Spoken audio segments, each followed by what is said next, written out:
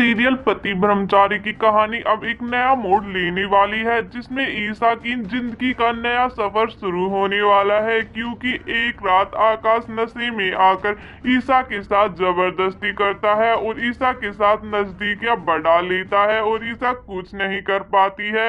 इसके बाद ईसा को बहुत बड़ा सदमा लगता है। आकाश एक रात ईसा के साथ गुजार लेता है, जिससे अब ईसा की जिंदगी में बहुत बड़ा तूफान आ चुका है। और अगले ही दिन जब आकाश नशे की हालत में ड्राइविंग कर रहा होता है, तभी आकाश का बहुत बड़ा हादसा हो जाता है और एक्सीडेंट में आकाश की मौत हो जाती है, जिससे ईसा की जिंदगी में एक के बाद एक नए ट्विस्ट आ चुके हैं और ईसा विधवा हो जाती है। असल में तो ईसा विधवा नहीं हुई है, क्योंकि ईसा सूरज की पत्नी है, लेकिन समाज और लोगों के सामने ईसा को सफेद साड़ी पहननी पड़ती है और ईसा आकाश की विधवा कहलाती है। इसके बाद जब ईसा से मंगलसूत्र और मांग हटाने को कहा जाता है, तब ईसा सबके सामने तो ये सब हटा लेती है, लेकिन सबके जाने के बाद पीछे से ईसा छुपकर सब कुछ करती है, क्योंकि ईसा को पता होता है कि उसका असली पति तो जिंदा है, यानी सूरज जिंदा है और सूरज के होते हुए वो ये सुहागन की निशानियां नहीं मिटा सकती है।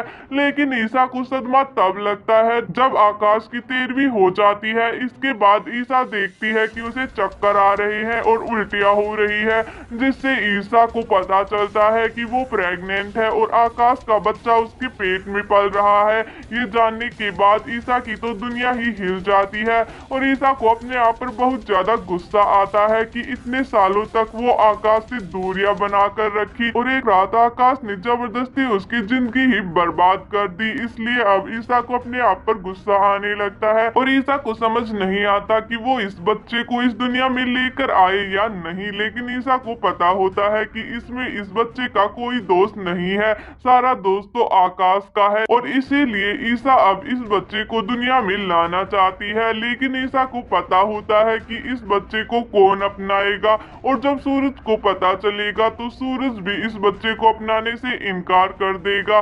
इसलिए ईसा सबसे दूर चले जाना चाहती है और सबसे दूर जाकर अपने इस बच्चे को पालना चाहती है।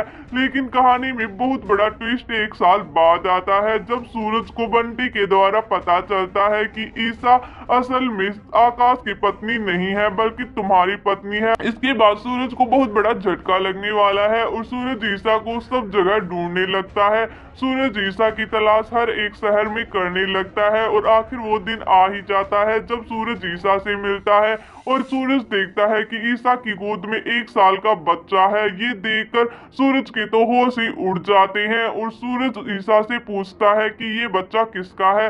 तब ईसा बताती है कि भले ही मैं आकाश की पत्नी ना हो, लेकिन एक रात आकाश ने मेरे साथ जबरदस्ती की और उसी का नतीजा ये बच्चा है और इसी वजह से मैं तुम्हारे पास नहीं आई और ना ही तुमको आकाश की मौत के बाद सच्चाई बता पाई। इसके बाद सूरज ईसा को गले से लगाकर ईसा से कहता है कि तुमने सोच भी कैसे लिया कि मैं इस बच्चे को नहीं अपनाऊंगा, और अगर तुम उसी वक्त मुझे सच बता देती कि मैं आज भी तुम्हारा पति हूँ तो मैं इस बच्चे को भी अपना लेता और तुम्हें भी अपना लेता। इसलिए ईसा सूरज को गले से लगाती है और आखिरकार इतनी मुश्किलों के बाद ईसा और सूरज एक हो ही जाते हैं। लेकिन कहानी में अब हमें देखने को मिलने वाला है कि सूरज तो ईसा के बच्चे को अपनाने के लिए तैयार हो जाता है, लेकिन जब इस बारे में ताइमा को पता चलता है तब ताइमा सूरज से कह देती है कि हम इस बच्चे को नहीं अपनाएंगे, ये उस घटिया आकाश का बच्चा है और मैं इस बच्चे को हमारे घर में आने भी नहीं दूंगी। इसलिए अब ईसा और सूरज के लिए बहुत ज्यादा मुश्किल होने वाला है। तो क्या ताइमा भी ईसा और आकाश के बच्चे को अपना लेगी? आगे कहानी और भी ज्यादा इंटरेस्टिंग मोड़ लेकर आने वाली है।